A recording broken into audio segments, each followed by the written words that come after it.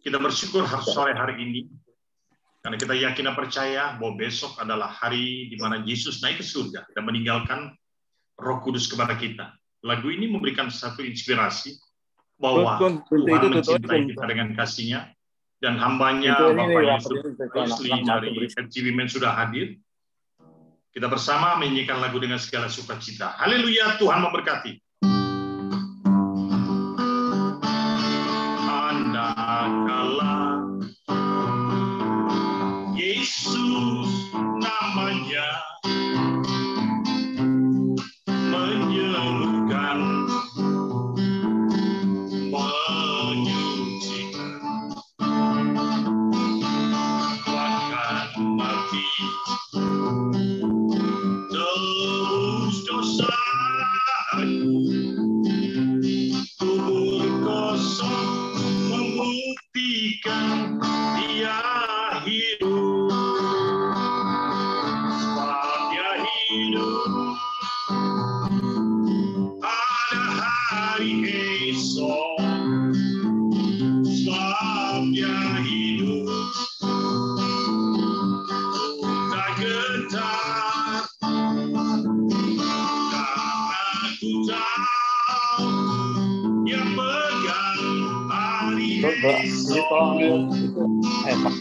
Hidup jadi berarti sebab Dia hidup. Yesus Kristus, Juru Selamatku, Kau Rajaku, Kau Tuhan, Kau telah hidup selamanya dan memerintah atas bumi sebagai Raja. Dia hidup, ada hari esok. Sebab Dia hidup, tak gentar, karena ku tahu Dia pegang hari esok. Hidup jadi berarti sebab Dia hidup. Hidup jadi berarti sebab Dia hidup. Baik, kita doa pembukaan. Bapa di dalam surga, dengan segala kemuliaan kasih-Mu, terima kasih kami sudah berkumpul di FM ini, Tuhan, bukan kebetulan. Di Zoom ini kami mohon perlindungan, kasih, dan kemurahan-Mu, Tuhan, supaya kami membuka telinga untuk mendengarkan sharing firman dari seorang hamba-Mu, yaitu Bapak Yusuf Rusli yang sudah hadir di sini. Terima kasih atas kesempatan yang beliau berikan kepada kami. Kami percaya, Tuhan, kami yang ada di sini, Tuhan, akan merasakan rahmat anugerah kasih-Mu dengan segala kelimpahan-Mu, baik yang sudah hadir maupun yang akan hadir. Kami percaya, Tuhan, perangkat-perangkat di sini, Tuhan, baik Zoom dan sebagai dalam nama Yesus, Engkau lindungi, Engkau jaga, dan dijauhkan kami dari segala kekuasaan kegelapan, Tuhan. Berkati nanti juga, Tuhan Yesus, baik yang doa syafaat maupun yang berbincang-bincang, Kau lindungi dengan segala anugerah kasih-Mu. Kami percaya, Tuhan, memberikan anugerah damai sejahtera, kiranya damai menyelamatkan kami semua. Terima kasih, Tuhan, berkati awal, pertengahan, hingga selesai acara ini. Kami yakin ada Engkau bersama kami. Di dalam nama Yesus kita yang percaya, katakan haleluya, amin. Ya, silakan hambanya. Ya, Pendeta. dipersilakan hambanya, Bapak Yusuf. Speakernya belum dibuka, Pak. Speakernya. Mute. Ya, speaker belum ya? Di mute ya. Oke, puji Tuhan. Kesempatan yang baik, saya ada di Australia, bentar lagi mau berangkat ke airport. Amin. Sekarang kesempatan untuk menyampaikan firman Tuhan. Memang waktunya pas 45 menit, nanti saya berangkat langsung ke airport. Malam hari ini di sini sudah di sini udah masuk jam 6, di sana baru jam 5 ya. Iya, kita jam 5. Ya. Di sini udah jam 6, beda 1 jam. Temanya pada sore hari ini saya sampaikan dengan tema sadarlah dan bertobatlah. Sadarlah dan bertobatlah saya ambil dari Lukas 15 ayat 11 sampai 24. Firman Tuhan mengatakan di ayat 11 mengatakan demikian. Yesus berkata lagi, ada seorang punya 2 anak laki-laki. Di Lukas 15 ayat 11. Yesus berkata lagi, ada seorang punya 2 anak laki-laki. Ayat 12, kata yang bungsu kepada ayahnya, Bapak, berikanlah kepadaku bagian harta milik kita menjadi hakku.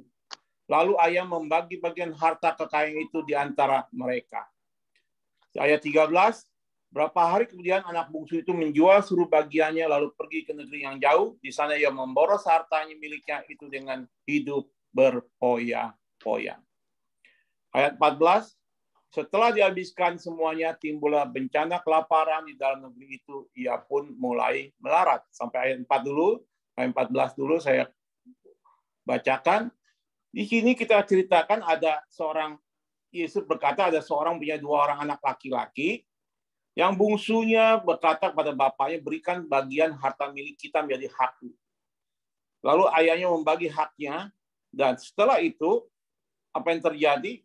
Anaknya menjual harta seluruh hartanya dan menjual lalu pergi ke negeri yang jauh.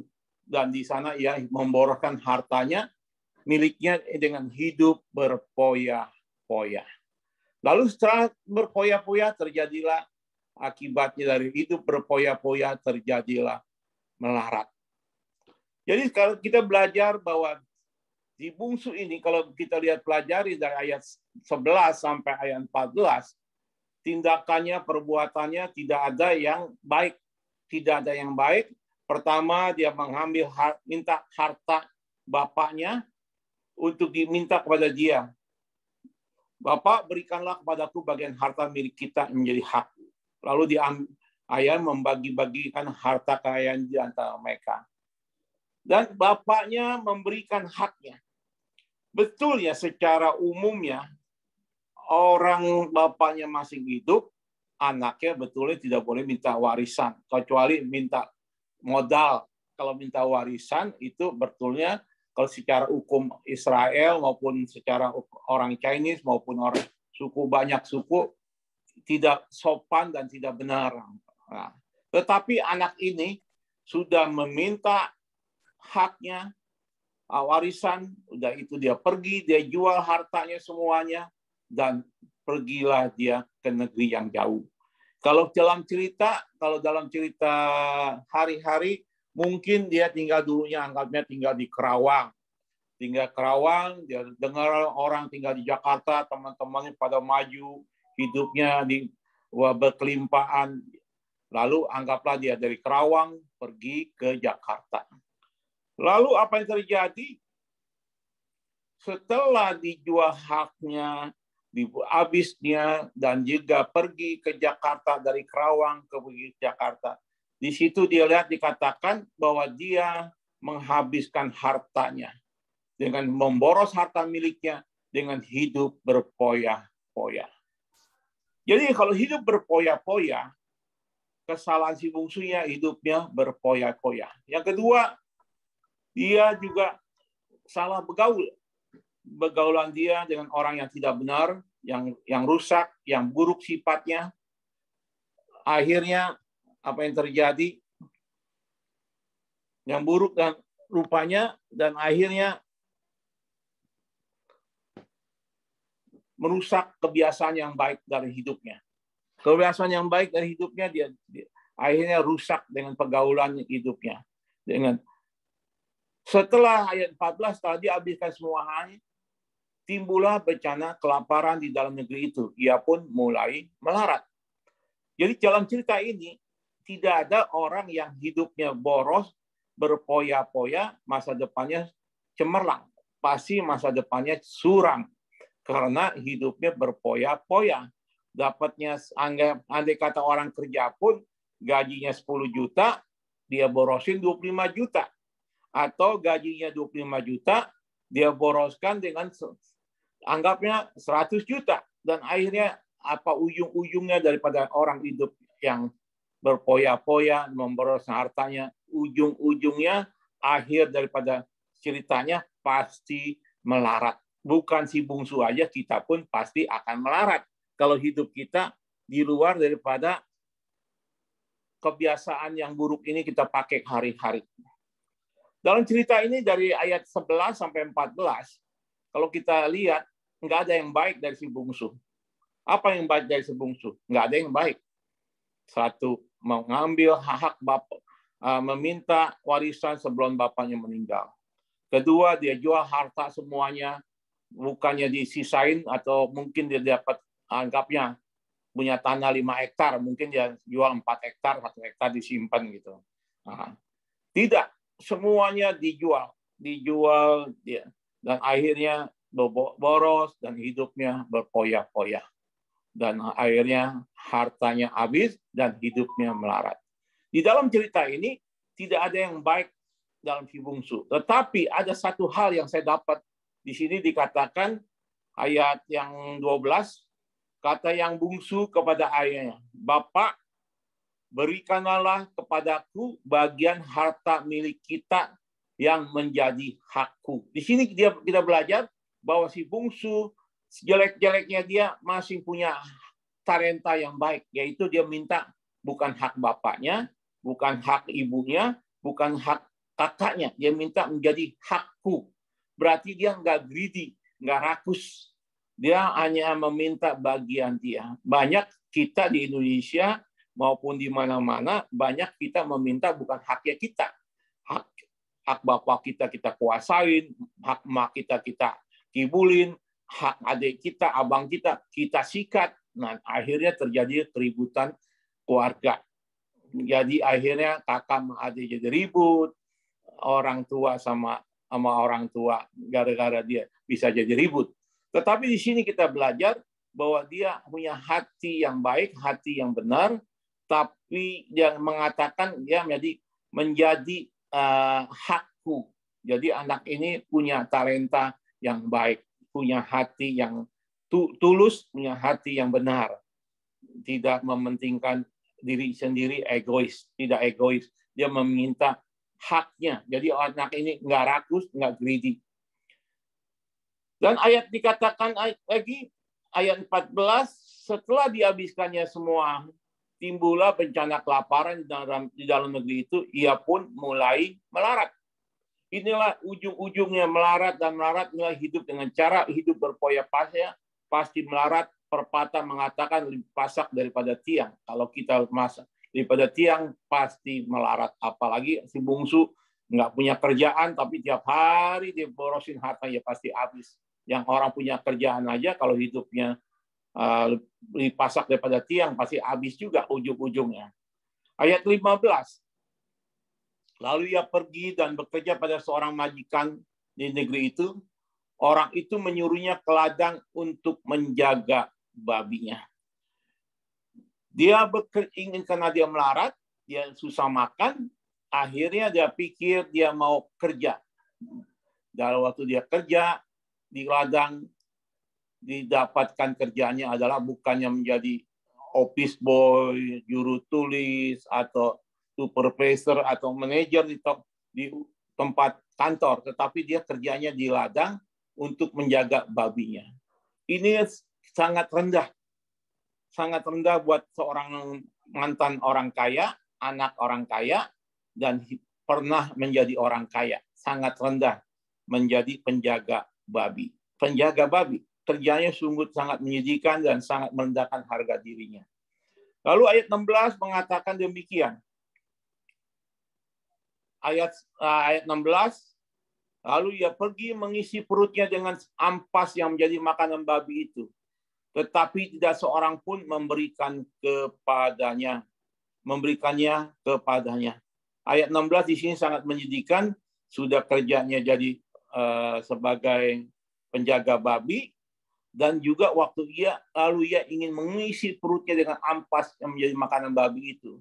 Waktu dia lapar, dia ingin makan ampas babi menjadi makan babi. tetapi tidak seorang pun memberikan kepadanya. Betapa rendahnya harga dirinya. Sudah menjadi penjaga babi, dan juga waktu mengisi perutnya dengan ampas babi, tetapi tidak seorang pun yang memberikannya kepadanya. Babi aja dikasih makan.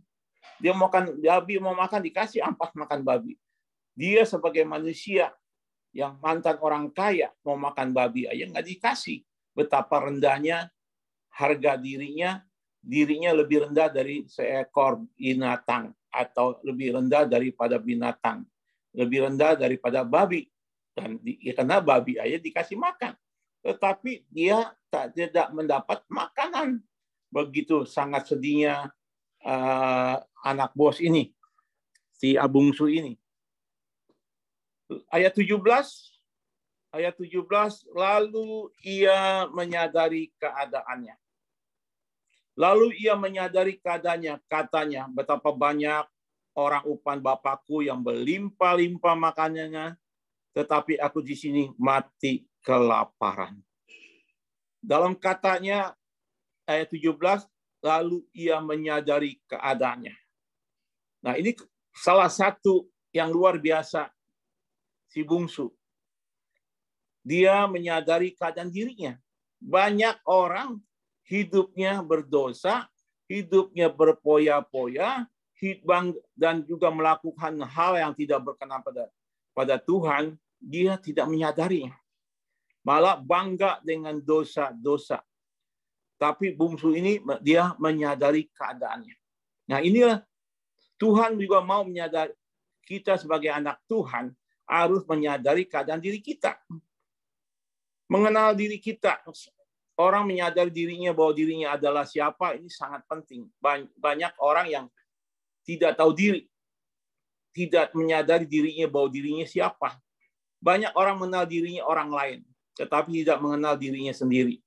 Orang yang dapat menyadari akan dirinya sendiri, maka dapat melihat kalau kita menyadari diri kita siapa, kita akan melihat siapa diri kita.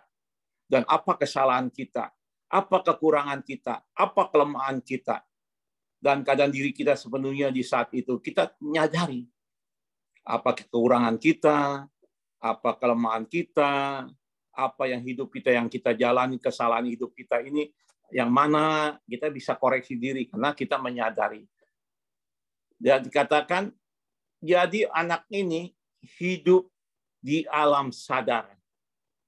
Di alam sadar, bukan di bawah alam sadar. Alam sadar. Karena dia menyadari. Banyak waktu kita masih belum kenal Tuhan, ya secara umum, kita tidak pernah menyadari bahwa diri kita berdosa. Bangga dengan dosa-dosa. Waktu kita berbuat dosa, ya anggaplah sebagai laki-laki, ya biasanya berzina, atau ya bisnis yang nggak benar, tipu sini, tipu sana, dan melakukan hal yang tidak berkenan pada Tuhan. Justru kita bangga, bukan menyadari bahwa itu dosa. Kita bangga dengan dosa-dosa. Dan itulah hidupnya di bawah alam sadar. Yang di bawah alam sadar, bukan hidup di alam sadar. Kalau kita hidup dalam sadar, kita akan menyadari kelemahan kita, kekurangan kita, dan juga kesalahan kita. Tapi kalau orang hidup di bawah alam sadar, ya saya waktu dulu juga hidup saya di bawah alam sadar. Ya hidup yang belum berkenan pada Tuhan lah. Waktu kita belum mengenal Tuhan yang benar. Nah, dan akhirnya apa yang terjadi? Dan ayat 18, anak ini menyadari keadaannya. Ayat 18, aku akan bangkit dan pergi kepada Bapakku dan berkata kepadanya, Bapa, aku telah berdosa terhadap surga, terhadap Bapa. Aku akan bangkit dan pergi kepada Bapakku. Di sini kita lihat, anak ini menyadari. Dia katakan, aku akan bangkit, pergi kepada Bapakku, dan kepadanya, Bapa, aku telah berdosa dalam surga dan hadap Bapa. Jadi selain dia menyadari, dia ada angan-angan. Dia belum lakukan ini. Aku akan bangkit, pergi kepada Bapakku. Berarti dia selain hidup di alam sadar, menyadari keadaan dirinya siapa, dia akan rencana nih, baru rencana, aku akan bangkit pergi kepada Bapakku. Dan setelah di sana aku akan berkata kepada Bapakku, aku berdosa dari surga terhadap Bapa. Ini baru hayalan. Lalu apa yang terjadi? Si bungsu telah menyadari keadaannya, tapi ada tindakan, ada action, ada perbuatan. Banyak kali kita tahu kita berdosa, kita bersalah, kita yang tidak berkenan, hidup kita tidak berkenan di hadapan Tuhan. Lalu kita menyadari dengan apa yang kita perbuat, tapi nggak ada action, nggak ada perbuatan, nggak ada yang membuat tindakan, hanya hidup di alam sadar saja. Maka kalau hidup di alam sadar bagus, tetapi banyak kali orang hidup di bawah alam sadar, di bawah alam sadar. Dan juga kalau sadar bagus, kalau hidup di alam sadar, tapi kalau sadar doang, tidak ada tindakan, tidak ada perbuatan, tidak ada action, tidak ada bangkit kepada Bapaknya, berarti sama juga menghayal. Ya, gua udah berdosa nih, gua nipu orang nih, Tuhan marah sama gua nih, ini tahu berdosa, gua berzina nih, lakukan ini, pasti Tuhan marah aku karena aku berdosa pada Tuhan. Ya bagus, sadar, tapi nggak ada tindakan, nggak ada perubahan.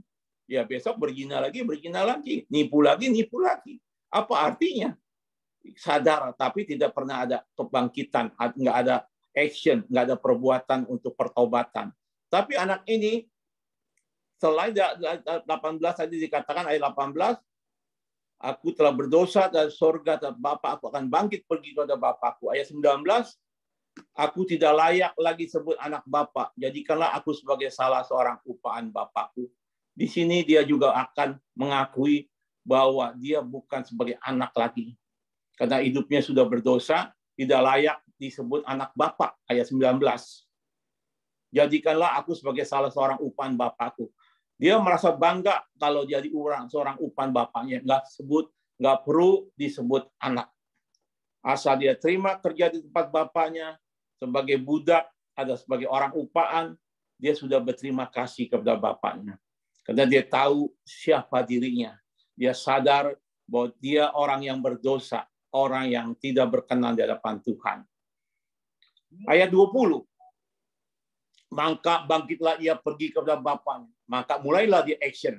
Tadi baru berhayal, gua akan pergi bertobat, karena di rumah Bapakku lebih banyak makanan, aku di sini mati kelaparan. Aku akan kembang di rumah Bapakku, orang upahan Bapaknya yang makannya juga mewah-mewah. Di sini aku makan ampas babi, aja nggak dikasih, berapa rendahnya diriku. Aku tidak layak disebut anak, aku tidak layak disebut sebagai anak, sebagai orang upahan ayah, orang Bapakku, aku sudah bangga. Dia pikirnya. Maka bangkitlah ayat 20, maka bangkitlah ia dan pergi kepada Bapaknya. Ketika ia masih jauh, ayahnya telah melihatnya, lalu tergeraklah hatinya oleh belas kasihan. Ayahnya itu berlari mendapatkan dia, lalu merangkul dan mencium dia. Ketika ia masih jauh, ayahnya telah melihatnya. Kita lihat sini. Waktu dia bangkit dan pergi kepada Bapaknya, ketika dia masih jauh, ayahnya telah melihatnya dulu. Secara logika, kok ayahnya bisa melihatnya lebih ketika ia masih jauh, ayahnya telah melihatnya. Kenapa ayah bisa melihatnya? Kan dulunya waktu dia masih kaya, mungkin dia pakai jas, pakai dasi, mungkin pakai mobil Mercy atau mobil BMW, dia habis jual asetnya. Mobil hidupnya berkelimpahan. Dan juga semua pakaiannya necis dan keren. Tapi ketika dia masih jauh, berarti dia sudah menjadi lebih dari pemulung, rambut gondrong, hitam, dekil, mungkin kalau dideketin juga bau babi, karena namanya kerjanya tiap hari di tempat ladang babi, dia pasti bau semuanya, pasti hidupnya tuh sangat hina karena semuanya. Ketika ia masih jauh, ayahnya telah melihatnya. Kenapa ayah melihatnya? Ketika masih jauh berarti jauh itu bukan hanya jarak 20 meter, 30 meter. Kalau jauh, kurang lebih jaraknya mungkin ya 100 meter, 150 meter, mungkin 200 meter. Tapi ayahnya bisa mengenali dia. Dulu perginya keren-keren, pakai jas, dasi. Sekarang dia malahan dengan istilah kata compang-camping, dekil, hitam, rambut gondrong. Tapi bapaknya bisa mengenali dia. Kenapa? Karena bapaknya waktu dia pergi sampai anak ini nggak pulang-pulang, bapaknya tiap hari menunggu dia kapan dia pulang. Maka bapaknya kalau punya balkon atau rumah di loteng, dia tiap hari nongkrong nungguin anaknya duduk di bangku. Dia lihat terus kapan bapak si bungsu pulang, kapan si bungsu baliknya. Bapaknya rindu menunggu dia sebulan, 2 bulan, setahun, 2 tahun, dia tunggu anaknya. Makanya waktu si bungsu datang, dia lihat. Langsung dia dapat tahu, oh ini anak gua. Walaupun keadaan sudah berubah, tapi dia tahu siapa itu yang datang ke rumahnya. Itulah anaknya yang dikasihi si bungsu. Dan lalu apa yang terjadi? Lalu apa yang dikatakan lalu? Ketika ia masih telah melihatnya, lalu tergeraklah hatinya oleh belas kasihan. Lalu tergeraklah hatinya oleh belas kasihan. Inilah hati seorang bapak. Inilah hati seorang hati Tuhan. Hatinya Tuhan Yesus yang selalu belas kasihan.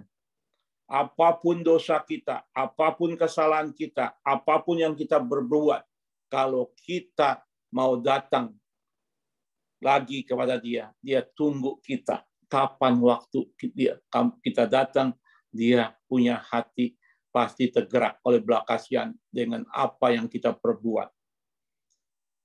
Itulah hati Tuhan. Mungkin hati Bapak sebagai Bapak dunia, kita sebagai Bapak dunia, mungkin nggak seperti Tuhan, tetapi enggaknya kita punya perasaan. Terus ayatnya dikatakan lagi, ayahnya itu berlari mendapatkan dia, lalu merangkul dan mencium dia.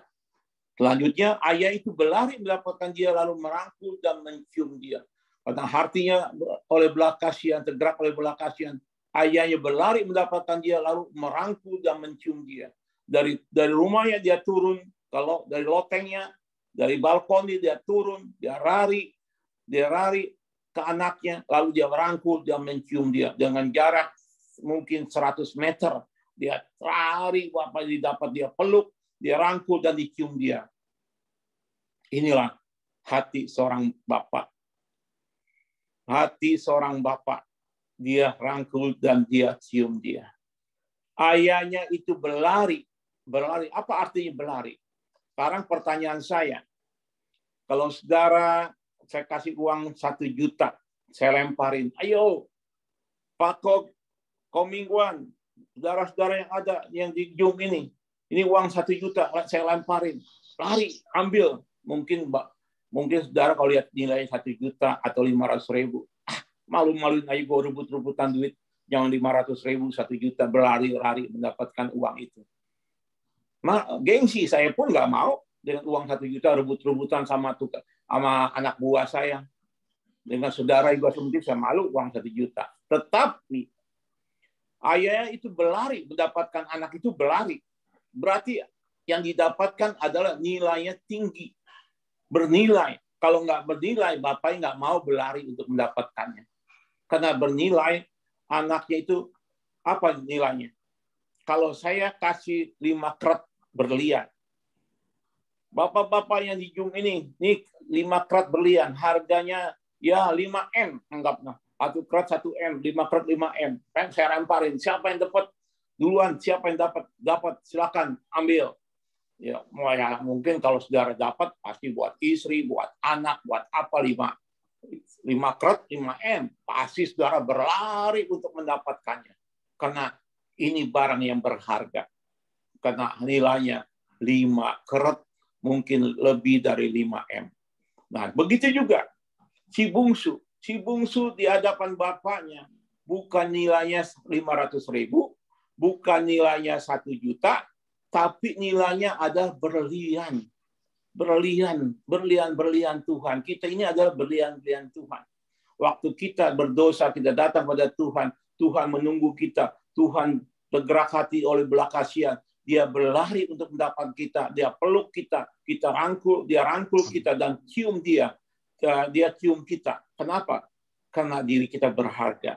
Nilai diri kita bukannya 500.000 atau 1 juta. Kita adalah berlian Tuhan.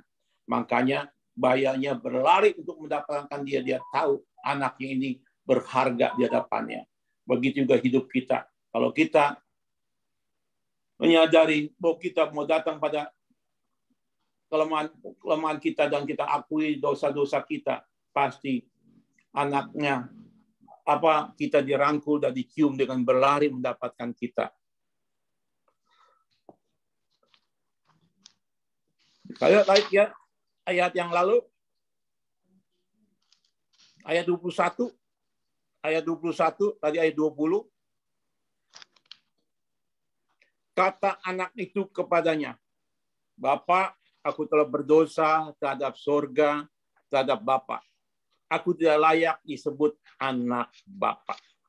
Ini pengakuan dosa daripada anaknya si bungsu. Bapa, tadi kan baru berhayal. Sekarang baru dia cerita. Bapa, aku telah berdosa terhadap sorga, terhadap Bapa. Aku tidak layak disebut anak Bapa. Kenapa dia bilang berdosa terhadap sorga? Karena bapaknya, harta yang ada diambil dari bapaknya adalah berkat Tuhan. Diberkatin kepada bapaknya. Bapaknya kerja capek-capek dengan berkat dari sorga, dari Tuhan, tapi dipakai buat anaknya hidup dengan berpoya-poya, nggak menghargai berkat dari sorga, tidak menghargai kerja keras dari bapaknya. Mungkin dia nyawa, dia akhirnya kaya, itu karena berkat dari sorga, dan bapaknya kerja capek, tapi dia nggak hargai. Makanya dia dosanya 2. Aku telah berdosa terhadap sorga, terhadap Bapa. Nah, kalau kita sebagai seorang laki-laki, kerja Allah dapat uang, terus hidup kita poya-poya habis, kita berdosanya ya kena kita kerja sendiri, berarti kita berdosa kepada surga, kepada Tuhan, karena kita bukan warisan. Kalau kita warisan terhadap surga, terhadap Bapa.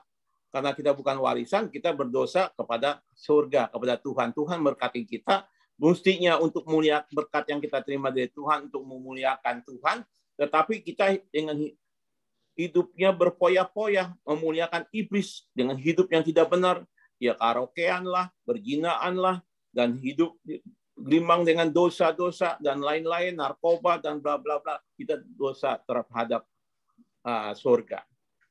Tapi anak ini dikata ayat 21, aku tidak layak disebut anak Bapa. Dia ngakui bahwa aku tidak layak disebut anak Bapa. Lalu ayat 22, tetapi ayah itu berkata kepada hamba-hambanya, lekatlah bawa kemari jubah yang terbaik. Pakaikanlah itu kepadanya, kenakan cincin pada jarinya dan sepatu pada kakinya.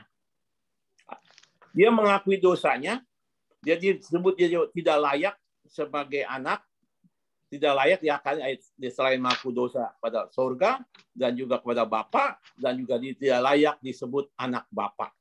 Dia dikatakan aku tidak layak lagi disebut anak Bapa. Dia mengakui semua dosanya, kelemahannya. Tetapi apa yang bapaknya katakan? Tetapi ayah itu berkata hamba-hambanya, lekatkan bawa kemari jubah yang terbaik, pakaikanlah itu kepadanya, kenakan cincin pada jarinya dan sepatu pada kakinya. Kalau lihat di sini, waktu dia mengakui dosa, apa bapak bilang? Kalau secara kita sebagai manusia, kalau anak kita seperti bungsu, pasti kita bilang apa? Memang lu bandel. Belum waktunya, saatnya lu meminta warisan, udah minta. Udah itu kelakuan lu nggak benar. Bergaul sini, bergaul sono, borosin dengan pelacur, dengan bla bla bla, akhirnya habis. lu emang anak bandel. Nah, mungkin kita secara dunia, secara Bapak dunia, pasti kita akan berkata begitu. Nggak mungkin kita diemin aja. Kita memberi nasihat, lain kali nggak boleh lagi begitu. Tapi apa ke Bapak di surga? Tetapi ayahnya berkata pada hamba-hamba, lekas bawa kemari jubah yang terbaik, pakaikanlah itu padanya, kenakan cincin pada jari dan sepatu pada kakinya. Di sini itu ada artinya. Jubah apa, pakaian itu apa, kenakan cincin pada jari, sepatu pada kaki, itu ada artinya masing-masing. Tapi kalau saya kupas semuanya kelamaan. Maka kita lihat di sini, ternyata ayahnya tidak, waktu dia mengakui dosa, ayahnya tidak respon. Tidak respon. Kenapa tidak respon dan dia mengakui dosa anak-anaknya? Karena bapaknya sudah dari jauh hari, sudah lama melupakan dosa anak-anak, dosa anaknya. Maka anak dosanya tidak diakui oleh bapaknya. Dosanya dibuang ke tubir-tubir laut, dilupakan. Karena itu bapaknya tidak memikirkan dosa anaknya, tidak mempertimbangkan dosa anaknya, malah kan suruh bawa hamba-hambanya jubah, pakaian, cincin, dan sepatu pada kaki. Tidak diperhitungkan dosa-dosanya lagi. Dia buang dosa-dosanya ke tubir-tubir laut. Begitu diri kita. Kalau kita berdosa, mengakui dosa kita, Tuhan tidak perhitungkan dosa kita lagi. Yang penting buat Tuhan melupak kita, yang penting kita mau datang kepada Tuhan, menyadari segala kelemahan kita, dan kita kembali bangkit. Hanya jangan sadar saja kita bangkit dari alam sadar, dan datang lagi kepada Tuhan, dan melupakan segala dosa-dosa kita. Tuhan akan melupakan dosa-dosa kita, kita mau hidup benar lagi. Tuhan tidak pernah perhitungkan segala dosa yang kita perbuat. Yang penting kita sadar, mau datang kembali, ada bangkit, ada pertobatan, ada perbuatan yang baik, sehingga nama Tuhan dimuliakan. Terus ayat yang 23. Ayat 23, ambillah anak lembu tambun itu, sembelihlah dia, marilah kita makan dan bersukacita. Inilah sifatnya kerajaan Allah. Kingdom of God. Kalau ada satu orang yang bertobat, di sorga bersorak riang, berbuat pesta. Ambillah anak lembu tambun itu, sembelihkanlah dia, marilah kita makan dan bersukacita. Sorga bersukacita, sorga gembira, sorga penuh dengan happy karena melihat ada orang yang bertobat.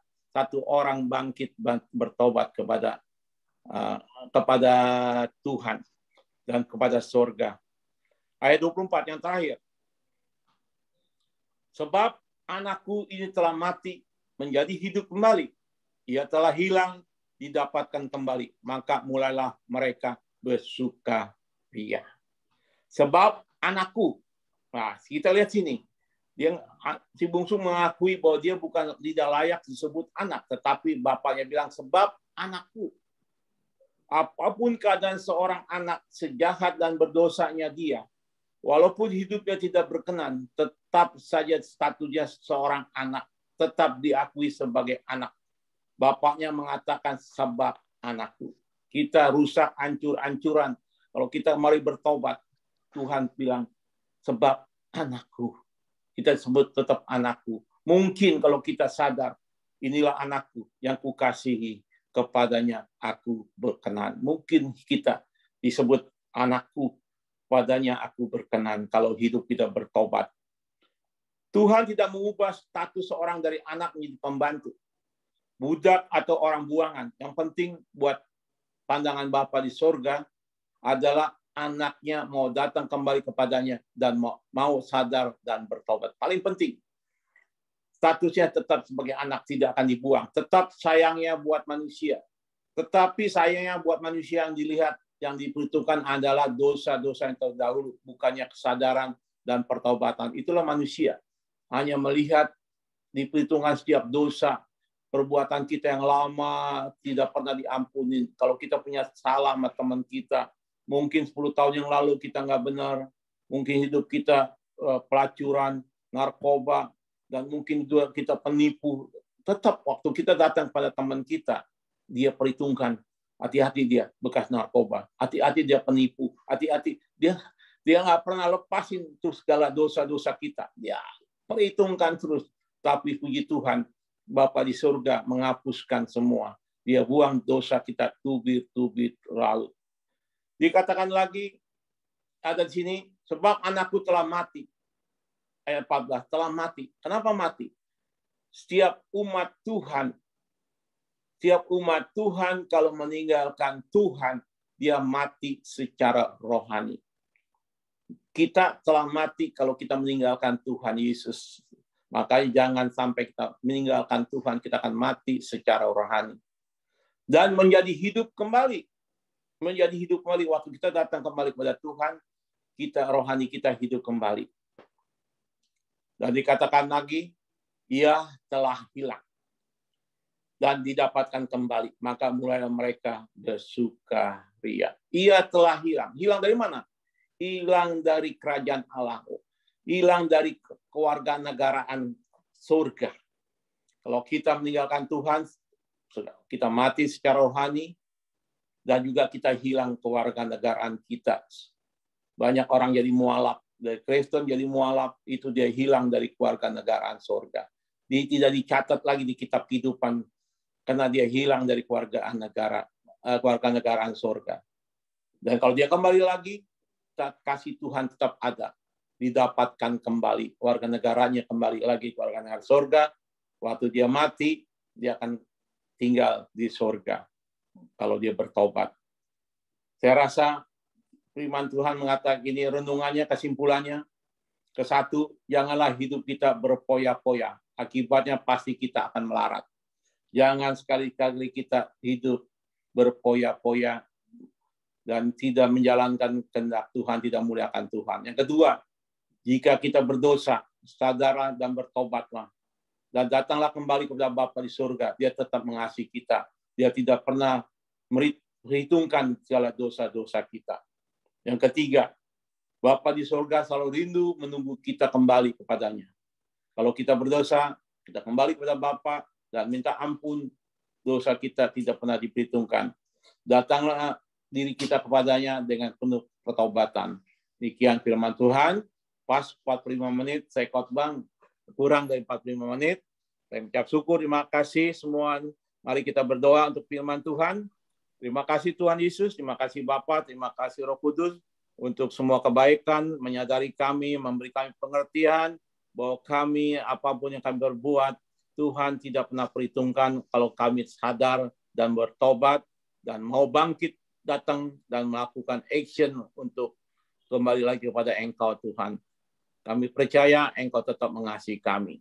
Walaupun kami kehilangan warga negara kami, kehilangan Tuhan, tetap Engkau kembalikan lagi. Karena Engkau mengasihi kami Tuhan. Terima kasih Tuhan, terima kasih Bapa, terima kasih Roh Kudus. Kami percayakan semua doa kedua kami hanya dalam nama Tuhan Yesus. Tuhan, kami juga berdoa untuk anak-anak-Mu, hamba-hamba-Mu yang ada di Zoom ini. Engkau berkati kehidupan mereka. Apa yang dibutuhkan Engkau berkatin. Dan juga Tuhan, Engkau angkat mereka naik, bukan turun. Jadi kepala, bukan ekor. Dan kami percaya Engkau berkatin apa yang dikerjakan Engkau buat berhasil. Dan keberhasilan mereka, nama-Mu dipuji, dimuliakan. Haleluya. Amin. Amin. Amin. Amin. Terima kasih. Bapak Pendeta ya, sudah memberkati kita semua. Amin. Semua diberkati Tuhan. Diberkati ya. Luar biasa. Pendeta Yusuf Rusli mau mohon pamit. Dia akan berangkat ke airport untuk balik ke Indonesia. Oke. Saya live ya. Dulu, Oke, brother, sampai ketemu di Jakarta nanti di Indonesia. Saya akan kembali ke airport langsung ke Singapura. Dari Singapura saya balik dari Jakarta. Pulang. Oke, bye. Bye. Ya, memang di temanya ya, sadar dan bertobatlah ya. Terkadang kita ini kalau sudah, maaf kata ya, kalau pegang uang banyak, kadang-kadang suka lupa diri ya. Jadi maunya hidup pesta, pora-pora, ya, foya-foya ya. Akhirnya duitnya habis, bingung ya. Tapi saya percaya di family ministry nggak ada yang seperti itu. Amin. Ya, kalau kita sudah diberkati Tuhan, harusnya kita tanya sama Tuhan, apa yang saya harus perbuat, Tuhan. Ya, nanti tolong Bapak Joni Iskandar untuk doa syafaat. Bincang-bincang Pak Nikolas, tolong jam 7 kurang seperempat selesai ya. Karena saya ada pelayanan di Belgia nih. Ya, jam 7 tepat. Kalau bagi yang mau ikut, silakan ya. Temanya tentang hidup benar. Gimana kita bisa hidup benar. Ya. Kalau yang ada waktu, boleh nyambung ya. Jam 7 malam ini ya. Saya dapat tugas di Menara Belgia ya. Pendeta Ludovicus Mardiono ya. Tuhan Yesus berkati semua teman-teman. Silakan satu lagu Pak Nikolas untuk doa syafaat Bapak Joni Iskandar. Tuhan Yesus memberkati. Dan besok ibadah family ministry yang akan melayani adalah Pendeta Dodi Menat yang dari PMD ya. Jadi jangan lewatkan ya. Nanti sebentar saya share undangannya di grup family ya. Jadi jangan sampai kita nggak hadir karena Dodi Menat ini luar biasa hamba Tuhan yang diurapi Tuhan ya. Dan saya percaya semua pasti akan diberkati oleh firman-Nya. Silakan Pak Nikolas satu lagu. Setelah itu Pak Joni Iskandar doa syafaat. Tuhan Yesus memberkati kita. Yes. Ku mau cinta Yesus selamanya. Ku mau cinta Yesus selamanya. Meskipun badai silih berganti dalam hidupku, tetap cinta Yesus selamanya. Ya Bapa, ini aku anakku, layakkanlah seluruh hidupku. Ya Bapa, ini aku anakku, pakailah sesuai dengan rencanamu. Ya Bapa, ini aku anakku, layakkanlah seluruh hidupku. Ya Bapa, ini aku anakku, pakailah sesuai dengan rencanamu. Pakailah sesuai dengan rencanamu.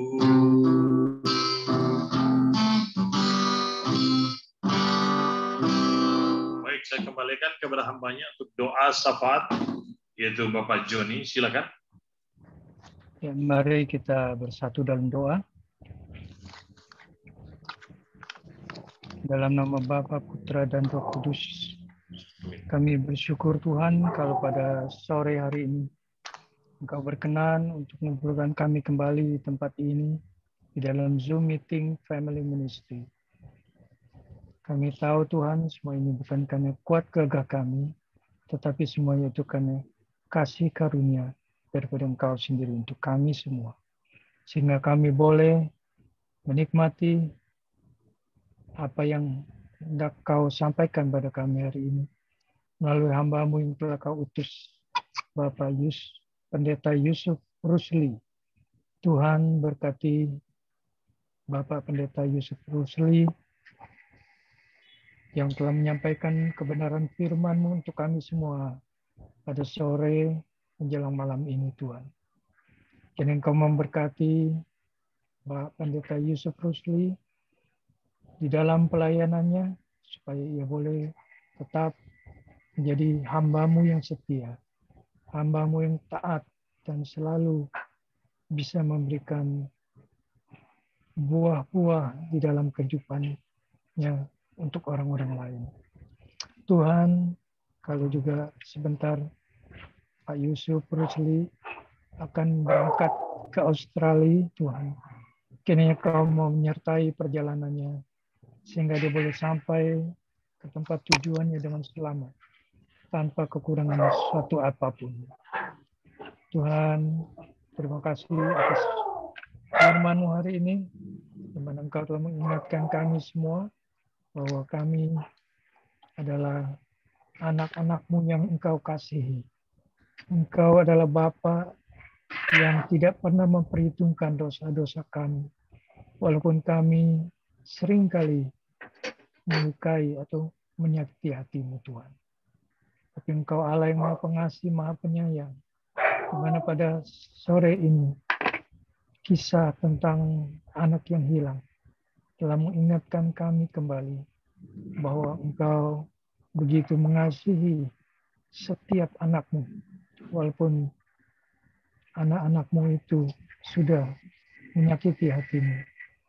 Ya Tuhan, kami percaya Tuhan, apa yang sudah kami dengar boleh menjadi rema di dalam kehidupan kami, boleh memberkati kami semua, bahwa Tuhanlah Raja di atas segala raja, Bapa yang kami sembah dalam nama Tuhan kami Yesus Kristus. Tuhan, pada sore ini kami juga ingin berdoa untuk Gembala FM Zoom meeting ini Tuhan, yaitu Bapak Komingguan. Jadi Engkau memberkati Bapak Komingguan dan semua keluarganya, istri, anak, mantu, dan semua cucu-cucunya Tuhan. Kiranya mereka selalu dalam perlindungan-Mu, di dalam berkat-Mu. Apa yang mereka lakukan akan berhasil, akan terus naik menjadi kepala dan bukan ekor. Kami percaya Tuhan, kesetiaan Pamingguan di dalam membimbing kami di dalam FM Zoom Family Ministry ini, Engkau perhitungkan di dalam kehidupannya. Kami percaya Tuhan, berkat-Mu senantiasa melimpah untuk Gembala kami, Bapak Komingguan. Tuhan, kami juga ingin berdoa untuk Bapak Hendra Winata yang mendampingi Pak Mingguan di dalam Zoom meeting ini Tuhan. Kiranya Engkau memberkati Pak Hendra Winata Tuhan, yang pada saat ini masih belum sepenuhnya pulih. Tapi kami percaya Tuhan, kuasa-Mu akan memulihkan Pak Hendra dari sakitnya. Tahap demi tahap, Engkau akan memulihkan Pak Hendra, sehingga boleh sembuh total dari sakitnya Tuhan.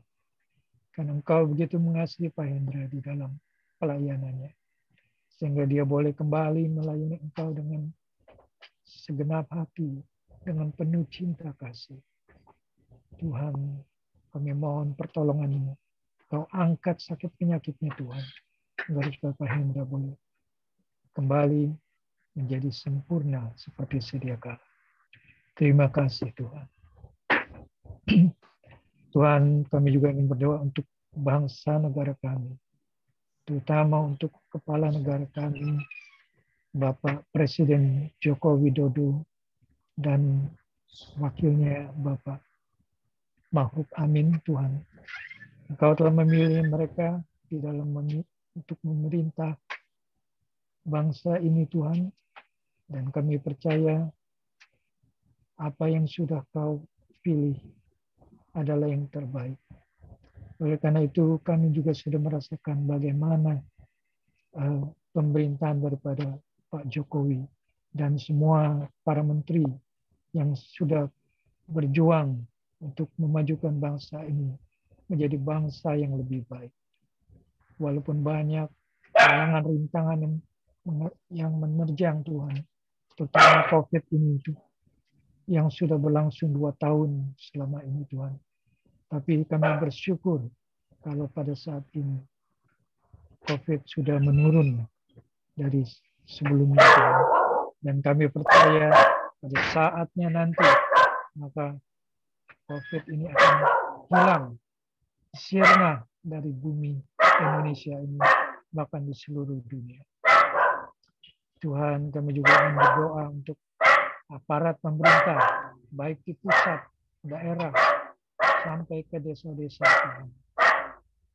Baik itu mulai dari para menteri, para pimpinan kabinet kerja, dan semua departemen-departemen yang terkait dengan pembangunan bangsa kami ini Tuhan.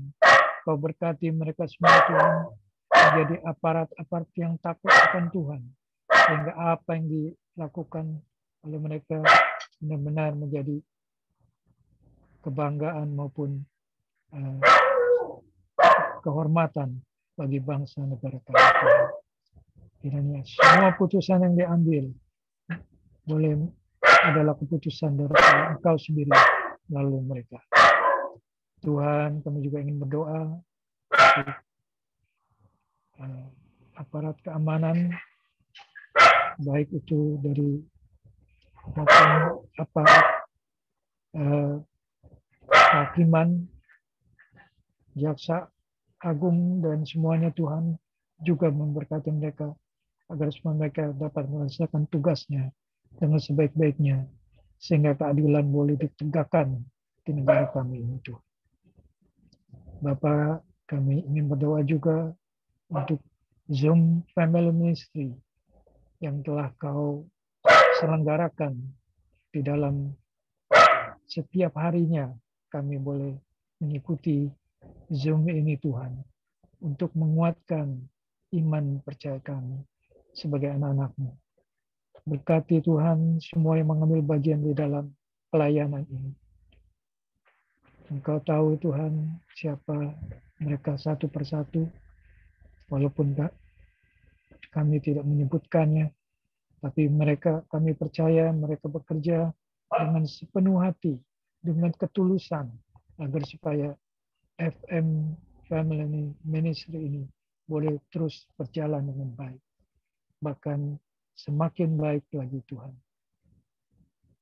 Yang sudah menyelenggarakan adanya YouTube maupun Facebook dan WA. Tuhan, jadi Engkau memberkati semua peralatan ataupun sarana yang kami pakai untuk mengembangkan penggambaran Injil melalui perangkat-perangkat yang kami pakai. Sehingga banyak jiwa-jiwa akan dimenangkan di dalam nama Tuhan Yesus Kristus. Tuhan, pada akhirnya kami berdoa juga untuk teman-teman kami yang sudah lama tidak ikut di dalam Tuhan. Engkau mengetahui keberadaan mereka satu persatu Tuhan. Kiranya Engkau memberkati mereka semua. Karena Engkau telah memberkati kami. Biarlah mereka juga memperoleh berkat-berkat yang sama dengan kami. Kami tidak tahu apa yang menjadi permasalahan di dalam mereka, sehingga tidak bisa mengikuti Zoom lagi, ataupun terhalang oleh tugas-tugasnya. Tapi kami percaya Tuhan, satu saatnya Engkau akan mengembalikan, memanggil mereka kembali untuk bersatu, bergabung dengan kami semua.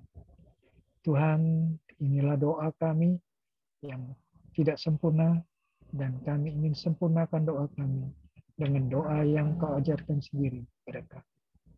Bapa kami yang ada di dalam surga, dimuliakanlah nama-Mu.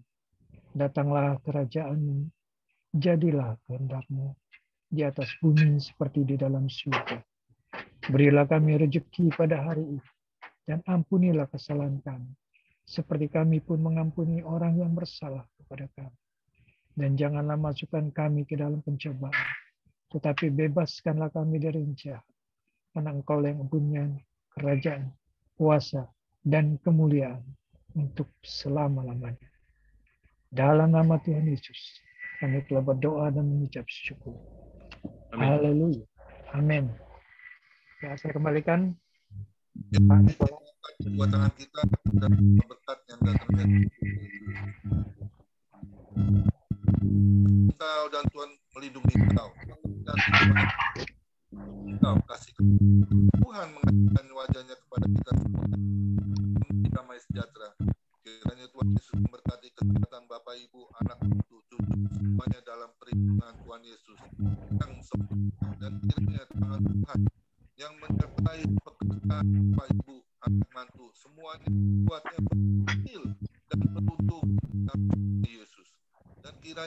Kecil suaranya. Pelayanan Bapak, anak itu, semuanya hidup yang harum di depan Tuhan. Perkenanan Tuhan ada dalam setiap pelayanan kami. Sampai Tuhan Yesus datang, dia mau bermain, menjemput kita orang-orang yang suka oleh firman Tuhan. Amin. Tuhan Yesus kita semua. Amin. Baik. Suaranya kecil, Luar Pak biasa Minggu. kecil banget tuh suaranya. Ya. Bisa pakai handphone. Kenapa itu? Baik, terima kasih kepada Pak Gembala. Tuhan berkati. Di sini ada 10 laskar yang masih hadir. Laskar Kristus, kita waktunya sampai 7:04. Karena Pak Gembala harus undur diri karena ada acara untuk doa di acara Pak Lud. Ya kan? Mungkin yang tahap pertama kita panggil dulu di sini yang cepat, singkat dan padat ini kelihatannya Pak Manik ini. Silakan Pak Manik. Ya, teman-teman kalau yang ada Halo. waktu boleh ya ibadah di menara berdoa ya. Kebetulan yang Ya. khotbahnya saya harusnya hari Jumat Amin. tapi di hari ini ya. Jadi, Ya. saya sudah Silakan Pak Manik. silakan Pak Manik, Tuhan Yesus memberkati. Halo. Pak Mingguan nanti Halo. diperiksa itu mic-nya. Suaranya kecil. Ya. Suara